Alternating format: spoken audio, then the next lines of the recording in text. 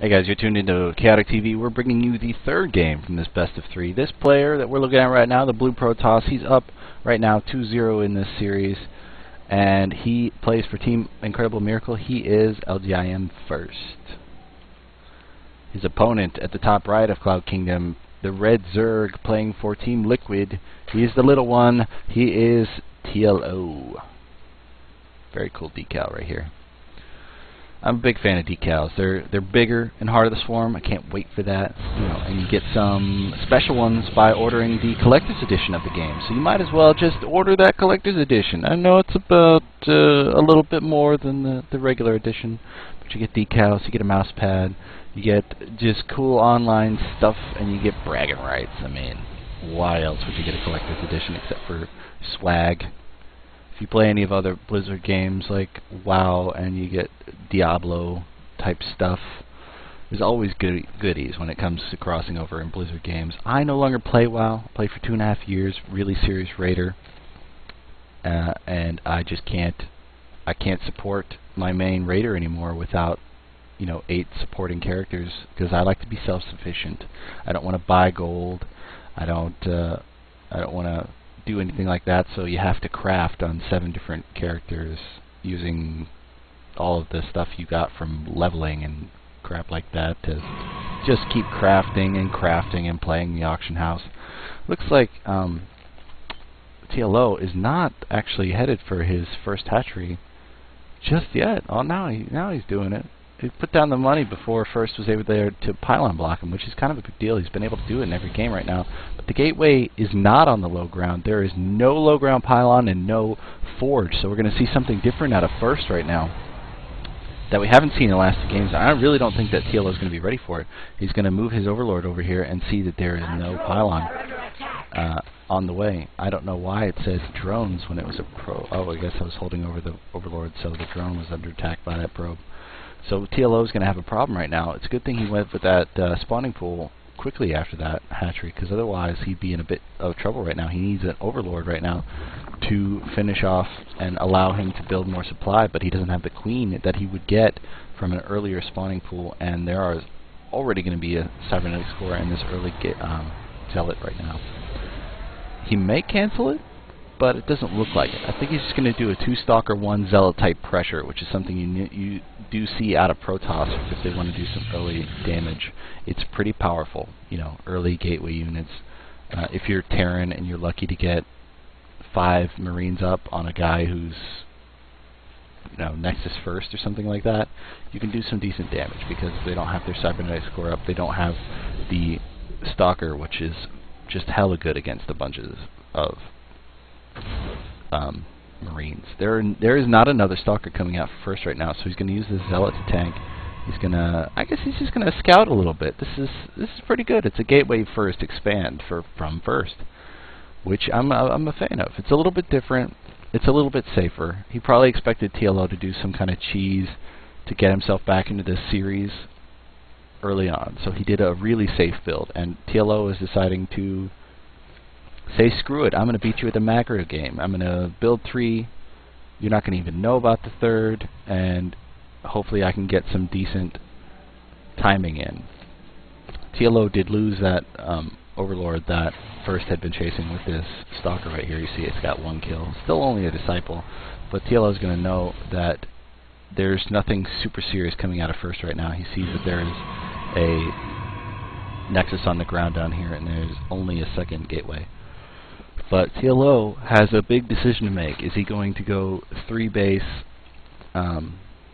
Muta? Is he going to go 3-base Roach Heavy Infester? But he's got to make the decision after he builds his lair, which he is not spending the money to do right now. He's continuing to drone, probably all the way up to 60. Oh, nope. He had enough money, and he just decided to drop another queen out instead of going for that lair. He's actually dropping a queen at his 3rd, which is not a bad idea. He does need more queens to continue this larva injection, or at least connect his bases by creep, because this space right here is a big deal for queens if they're trying to run from an oncoming attack. I like to go 1 queen higher than however many hatcheries I have, but then again, I'm not as perfect on larva injects as all of these pro players are. So if I have one queen less, I would still have enough money to run one over to another hatchery and just pump in some larvae. But getting back into the game, it looks like we have 5 gates coming out of first. You can get to 7 on a 2-base economy and be pretty healthy, pretty stable. First does know that there is another base right here right now. His Zealot got 2 more kills than it should have, since it was choked off in that middle of the mineral line, which is a pretty good choice. It's a very split decision that you only get from playing hours and hours and hours and hours and hours of a game. We're going to see double Evo out of TLO, but we don't see a roach den yet. We see a baneling nest, which is pretty good. I don't know if it's only for defensive banelings, but this many sentries tells me that that first is going to go for a robotics facility pretty soon and start up some immortal play.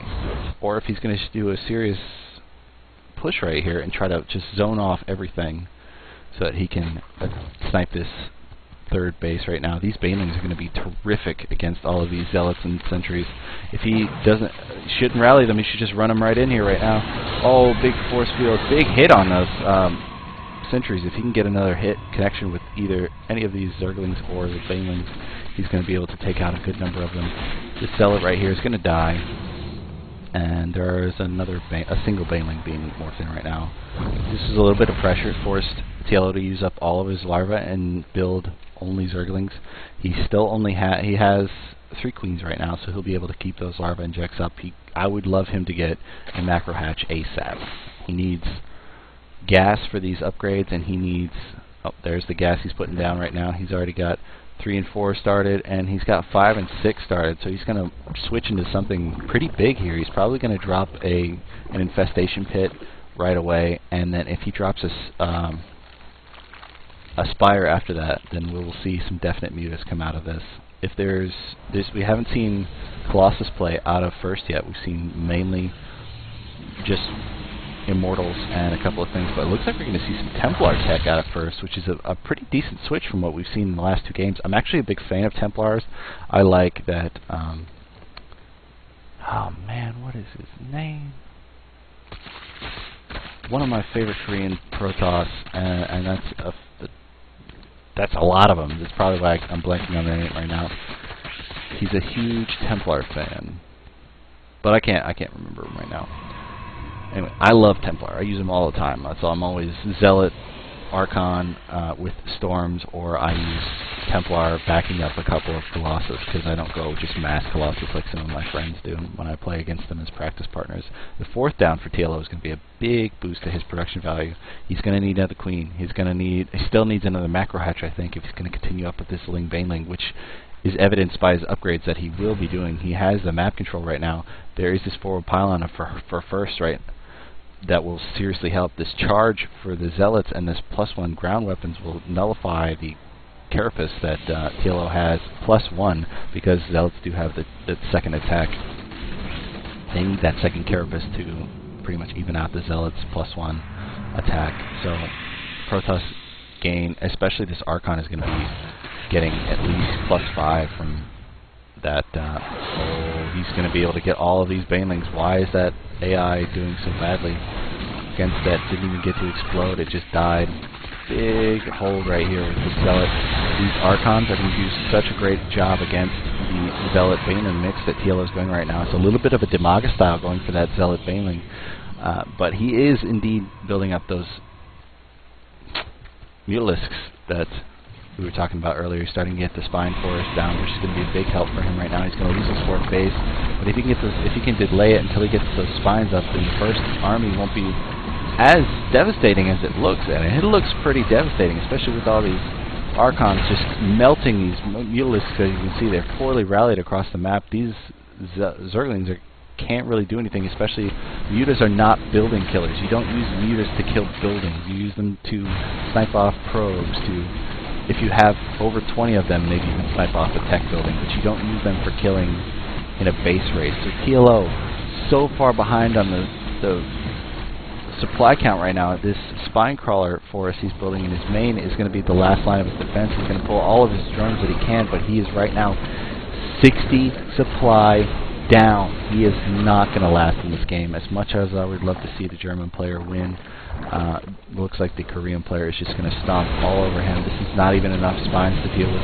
just the Archon, just the Zealots in this fight right now. And you see how quickly they're all melting. The drones are being pulled. There's 60 supplies still lost in here. These Archons, 15 kills on one, 11 kills on the other, and they're just continuing hella splash damage. TLO gives first a 3-0 victory.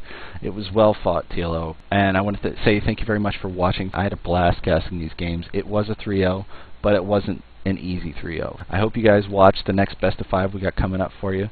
It is Sokka versus Kas, and we will see you in next time on Chaotic TV. Cheers.